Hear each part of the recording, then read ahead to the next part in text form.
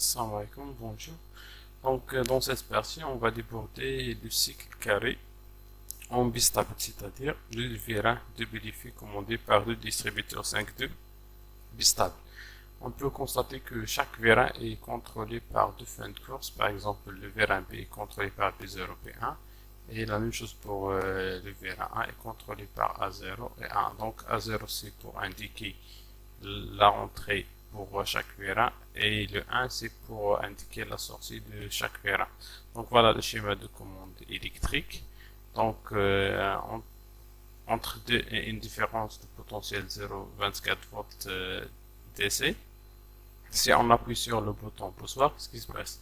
Donc en état de repos, on a B0 actionné et A0 il est actionné en état de repos. B0 il est fermé, actionné en état de repos. Si on appuie sur le bouton poussoir d'hypercycle, je peux avoir l'excitation de la bobine A+. Donc A+, il va donner la sortie de vérin. Si A+, il est actionné, si A+, il est actionné, donc l'air passe de l'orifice 1 vers l'orifice numéro 4 pour commencer la sortie de vérin jusqu'à la fin de course A1. Si A1 il est actionné, donc on aura B+. Si A1 il est actionné, on a l'excitation de la bobine B+. Si B+, il est actionné, on a la sortie de vérin B. Le vérin B, il va actionner le fin de course B1. L'action de fin de course B1, il va donner le recul du vérin A, c'est-à-dire A-. Si A-, la bobine A- est sous tension, donc on a le basculement d'état des distributeurs 5.2, de basculement de l'air de l'orifice 1 vers l'orifice numéro 2 pour assurer la rentrée de vérin. La rentrée de vérin A, il va assurer l'action de A0. A0, donc il sera fermé, automatiquement on a l'excitation de l'électron B-, donc automatiquement c'est la rentrée de vérin B. Donc c'est facile, je pense, c'est clair. Donc on passe au niveau de simulateur, comme ça on va comprendre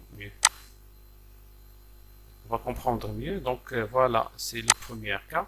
Donc dans ce schéma, on a plusieurs combinaisons. Donc j'ai essayé de faire plusieurs combinaisons de cycle carré. Voilà par exemple la première combinaison, c'est A+, B+, B, voilà, A+, B+, A-, B-. Donc je peux commencer maintenant le simulateur. Voilà, A0, B0 il est actionné en état de repos, il est fermé. Si j'appuie sur le bouton poussoir, donc je passe étape par étape. Si j'actionne le bouton poussoir, donc B0 il est actionné en état de repos.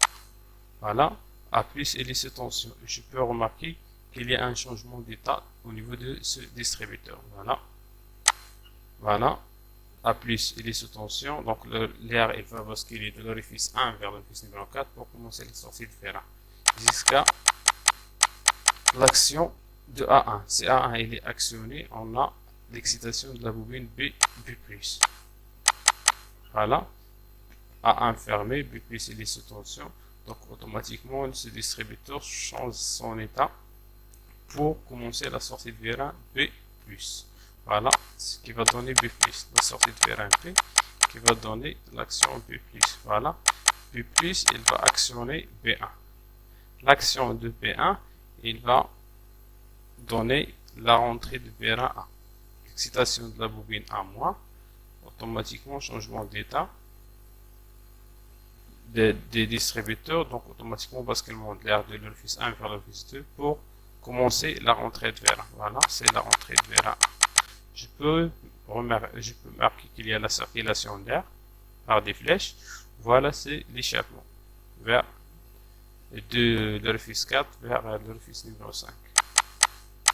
Donc, je pense que c'est clair. La rentrée de A, elle va actionner A0. A0, c'est il est actionné, on a l'excitation de la bobine B-. Voilà, B-, il est actionné maintenant. Donc, ce distributeur, il va changer son état. Voilà, de l'orifice 1 vers l'orifice numéro 2, donc commencement de la rentrée de l'air. Je pense que c'est clair. Voilà, donc si j'appuie sur le bouton poussoir, je peux avoir un cycle unique, pardon. Si j'appuie sur ce bouton poussoir, c'est un commande verrouillable. Donc, je peux avoir le cycle de fonctionnement d'une façon continue. Donc, un cycle. Donc, je peux voir que le cycle est répète plusieurs fois. Pour l'arrêter, j'appuie sur ce bouton. Donc, c'est là. Donc, c'est pour A+, B+, A-, B-. Donc, je peux voir un autre cycle de fonctionnement. C'est le cycle A+, B-, A-, B+.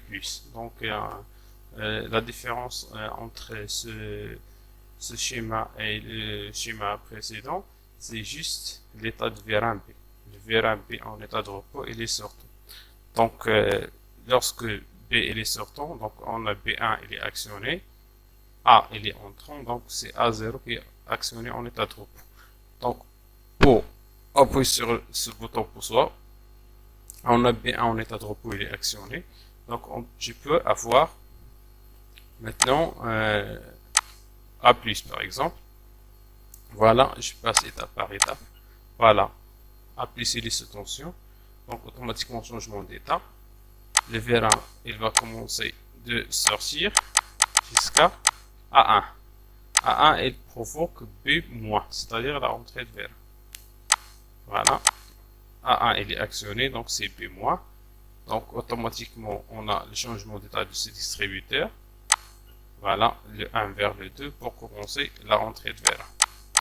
Donc, la rentrée de V1, il va donner l'action de B0. B0, il va donner A-, c'est-à-dire changement de l'état de ce distributeur. Voilà. A-, lorsque l'électrovanne ou la bobine A-, il est sous tension, donc je peux avoir le changement d'état de la case gauche vers la case droite. Voilà. Voilà, c'est la rentrée vers A. Lorsque A est complètement entrant, donc on a l'action de A0 pour avoir B+.